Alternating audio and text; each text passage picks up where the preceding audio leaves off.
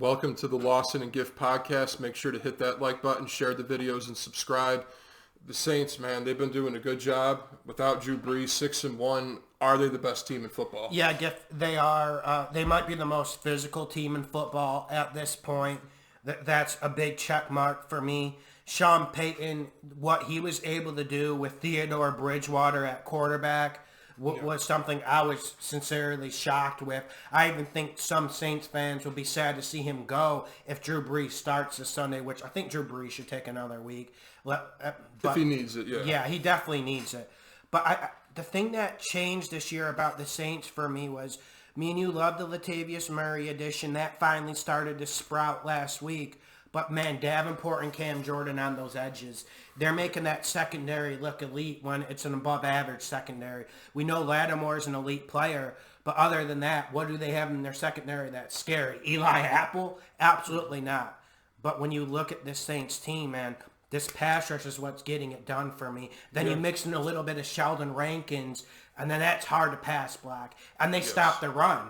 And they're dedicated to stopping the run. And their linebackers, they're not great in coverage, but they come up, they just take on so many hits, and they're really hard to push. So that's why I think the Saints are the best team in football. Then you add Drew Brees back, and I think this offense has more pop than it does last year. Just a little bit more pop.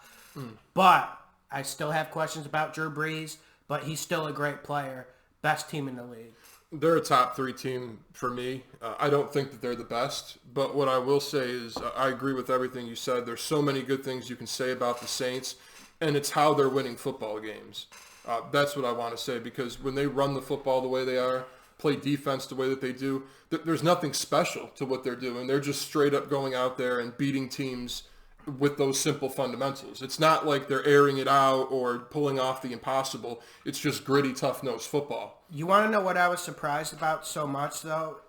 How Michael Thomas's play didn't drop off with Teddy Bridgewater.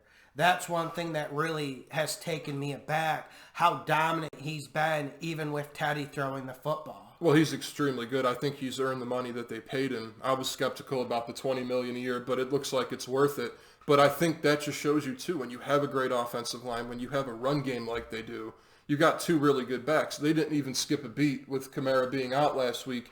Murray came in and picked up right where they left off. But who do you think's better than the Saints? Well, 2 teams. Give me the Chiefs if they're healthy. Because if you tell me right now, this week, today, if the Saints are the best team, all right, maybe I can agree with you. But the healthy Chiefs, with Pat Mahomes out there and all those weapons, I think if they played the Saints, I don't think the Saints could keep up with them in a shootout. I don't think, even with Brees coming back, I don't think that would happen. And then the Patriots, man. I can't bet against them. Belichick, the way he schemes and knows what coaches are going to do even before they do it, I can't go against that. Yeah, but I'll address the Chiefs' point first. That Chiefs' defense is trash. It's bad. It's bad. I mean, that's just a fact. Mm-hmm. And that is one thing that makes me really wary about him. And then secondly, even before Mahomes' injury, although he tweaked that ankle quite a few weeks back before he started missing game time, I did feel like this Chiefs puzzle was starting to get solved. I know Tyreek the Thrill Hill wasn't playing against the Detroit Lions, but without the Chiefs establishing a legit run game, I do think this puzzle can be solved, even though, like you said, they're the most explosive team in this league. I'm not debating it, but if we can see the Lions start solving this problem a little bit, that gives me a little bit of a pause for cause. Well, you also have to add in the fact that Watkins has been hurt too. You got to give me a fully healthy Kansas City to make that argument offensively, because I think with all the weapons, they're hands down best offense in the NFL. I think they could run away with games this year. Have you seen anything where they ran the football? No. You got to run the football eventually. Like, I saw Shady McCoy have some spurts, like 2 possessions where they're pounding it and working well. But that's what's giving me a pass on the Chiefs. I got the Chiefs 3rd in the NFL. Patriots 2nd, though. But here's one thing I'm wondering about the Patriots. How does Mohamed Sanu fit in this? Because I know, we've been saying this whole year, they do need a little bit of reverberation on that outside. Now we're seeing Josh Gordon's getting caught.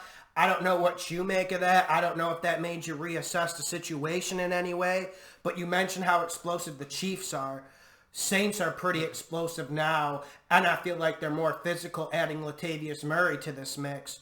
Yeah. Do the Patriots have the explosion to match either of these teams? I guess that's one of my takeaways. I guess it's really if they needed to put up points, they could. I mean, as far as weapons go, I mean, absolutely right. They don't have the weapons that the Chiefs have, or the Saints for that matter. But I think Sanu is going to add in what they needed in a number one receiver that Josh Gordon just simply wasn't giving him.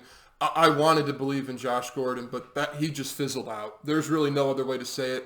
They put him on IR even when there's really nothing wrong with him. It's just like a bone bruise, Giff. You get that. We get that walking up your stairs to come down here. I know, and unfortunately that didn't work out. But I think Sanu's going to give him what they need there. And then you have Edelman.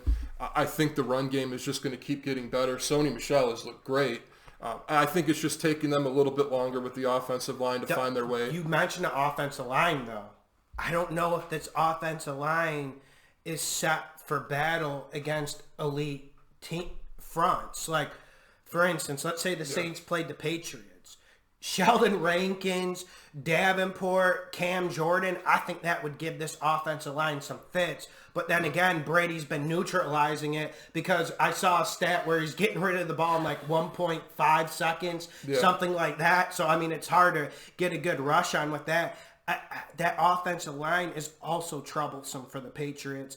And I do want to say, though, the Patriots defense has been the most impressive in this league. Yeah. But some of these games the Saints defense have pitched has been, it surprised me. I've been shocked by some of these games. Well, they've been great. I think definitely the defensive line for the Saints is an underrated unit. I think that's fair enough to say. And they built that really great. Obviously, like you said, Davenport stepping up this year is huge.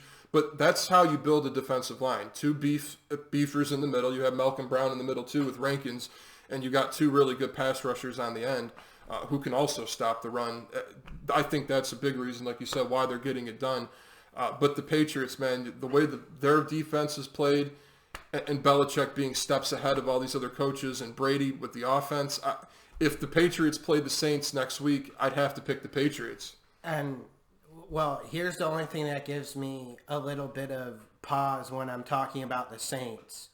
Sean Payton in these big games, we've seen him lose his cool. Yeah. We've seen him go off the rails. If anything, that's my main concern. And I am a little bit skeptical about Drew Brees. I don't think Teddy's better than him by any means. I'm not saying anything like that. But me and you have noticed the last year and a half, 2 years, it's just the game's not the same for him. It's not the same, especially the deep ball. Not that Teddy's going to come out there and fling it deep. That's not his game either. But the arm has gotten a bit weaker. That's my only concern about the Saints thus far. My concern about the Saints is exactly what you just said with Sean Payton, because if they don't stick with their game plan right now, because when Brees comes back, I wouldn't change anything. Keep running the football, because I think that's how you would beat the Saints. If you stop the run, make them throw it, then you win. Well, that's when they won the Super Bowl. People think it was just Drew Brees slinging it, setting NFL records that Sam Bradford actually broke. So that shows you how important stats are. But people always think it was him slinging it around the park, just putting up 40. No. The reason why they won the Super Bowl that year was because they were running the football viciously, keeping run-pass balance. But I got to make my final point. The reason why I picked the Saints over these two teams, I feel like they're the most balanced team in football. Playoff time, it's going to help. Mm-hmm. But things can change if I see this Patriots running game get going. This Patriots running game's been good, but I haven't seen it get dominant yet like the Saints running game has been. So that's where I'm at. And then just two last points about the Patriots I'll make. One is just a statement. I'm interested to see how Sanu does fit into all this. I mean, I think he will be a legit number one for them, but I still want to see it because he kind of got lost in the Falcons shuffle. But you know, Mohamed Sanu, he's better than any. okay, he's not better than Edelman, but it doesn't matter. He's going to have to play that number one role on the outside. So I know what you're saying. Yeah. But we've always been big Sanu fans, but he's not like a legit number one. I agree. Yeah, I do agree because the explosion, big play. We don't really see that from him. But again, it's hard to judge because of where he was at with Atlanta. Speaking of Atlanta, this is the other point I want to make, just as a question. Let's say, just hypothetically, because this is why I think the Patriots are so good too, because of Belichick. What if Belichick was the coach of the Falcons? Do you think that would completely turn around? Because I think it would. Yeah.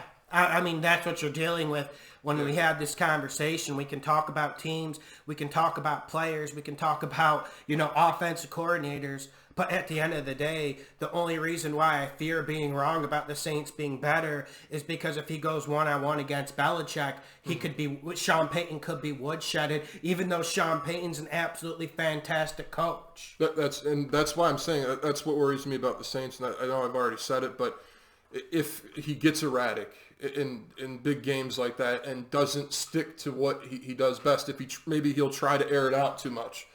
That's one thing he falls into a lot. And then doing that against the Patriots is a death blow. We know they're really good. We know they have really good run fits. But you have to run the goddamn ball against them. Yeah. I think the offense that actually looked best against the Patriots was the Bills.